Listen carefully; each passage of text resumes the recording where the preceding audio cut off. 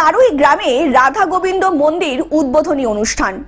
কারুই গ্রামে নতুন রাধা গোবিন্দ মন্দির উদ্বোধনী অনুষ্ঠান অনুষ্ঠিত হলো।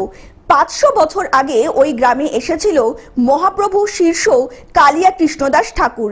কালিয়া দাস ঠাকুরের মৃত্যুর পর তার বংশধররা এই গ্রামেই রয়ে গিয়েছে।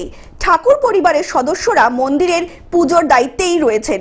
নতুন রাধা গোবিন্দ মন্দিরের উদ্বোধন করলেন কাটোয়া বিধানসভার বিধায়ক রবীন্দ্রনাথ চ্যাটার্জি। উপস্থিত ছিলেন বিশিষ্ট সমাজসেবী পিন্টু মণ্ডল, কাটোয়া 2 পঞ্চায়েত সমিতির সদস্য মিঠু পোড়ে এবং সুকেশ চ্যাটার্জি সহ অন্যান্যরা।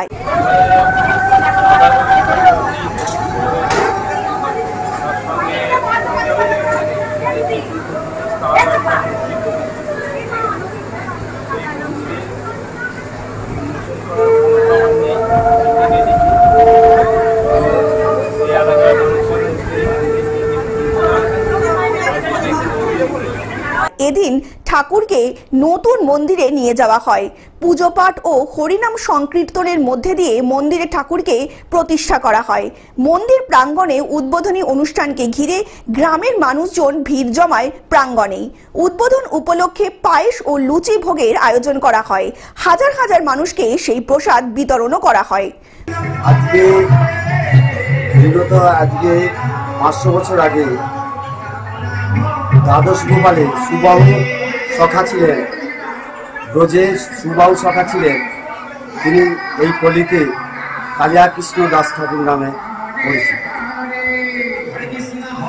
এবং তারই পাটবাড়ি এবং তারই যে গোবিন্দের মন্দির, সেই মন্দিরকে সংস্কার করে নতুন করে আবার করা হলো। সেই উদ্বোধন আজকে করা। দ্বাদশ কি নাম তার যে সাধক ছিলেন এখানকার? তার নাম ছিল কালিয়া কৃষ্ণ দাস ঠাকুর। এখানে সাধক হিসেবে এসেছিলেন নাকি? না, এখানে তিনি আসেননি প্রথম। তার জন্ম হচ্ছে সোনাতরা গ্রাম, বর্তমানে এখন বাংলাদেশ। 1407 শতাব্দে উনি জন্মগ্রহণ করেন। তারপরে তিনি মহাপ্রভুর পারিষদের সঙ্গে ছিলেন এবং মহাপ্রভুর দক্ষিণে মৃদঙ্গবাদক ছিলেন এবং দক্ষিণ ভারতের সঙ্গে সাথী ছিলেন। মহাপ্রভু যখন দক্ষিণ ভারত তীর্থ করতে যান তখন একমাত্র কালিয়া কৃষ্ণ দাস ঠাকুরকে নিয়ে গেছিলেন, আর কোনো ভক্তকে নিয়ে যান। মানে তিনি মহাপ্রভুর ভক্ত হিসেবে এখানে গ্রামে এসেছিলেন নাকি? না, তিনি প্রথমে তাকে মহাপ্রভু সেবার জন্য রেখে গেলেন আকাইহাটে। বললেন এই এলাকায় যত জায়গা আছে তুমি নাম প্রচার করবে আর সেবা দেবে। বর্তমান যেটা হচ্ছে কাটোয়ার কাছে আকাইহাট। আর বলছে এখানে দেখা যাচ্ছে নুপুর টাইপের কিছু জিনিস, ওটা কিসের জানতে পারছেন? বা নুপুরটা হচ্ছে মহাপ্রভু যখন নীলাচলে যাচ্ছেন, নীলাচলে যাওয়ার সময় বর্তমান যেটা খণ্ডবাসী বলা হতো, সেই খণ্ডবাসীর নাম হচ্ছে আজকে বর্তমান শ্রীখণ্ড গ্রাম। এই শ্রীখণ্ড গ্রামে উপর দিয়ে তিনি যাচ্ছিলেন, এমন সময় একটা বট গাছের গোড়ায় তিনি বিশ্রাম নেন।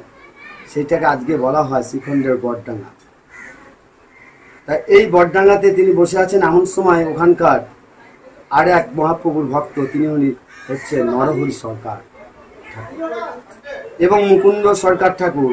এরা দুজনেই যখন মহাপ্রভুর সাথে সাক্ষাৎ হয় তখন মহাপ্রভুকে ওখানে আটকিয়ে দেয় এবং আটকে দেওয়াতে তখন বললেন, মহাপ্রভুকে বললেন আপনার মুখ থেকে আমরা কীর্তন শ্রবণ করব এবং এই কীর্তন শ্রবণ করার জন্য ওখানে বসবাস করলেন এক রাত্রি।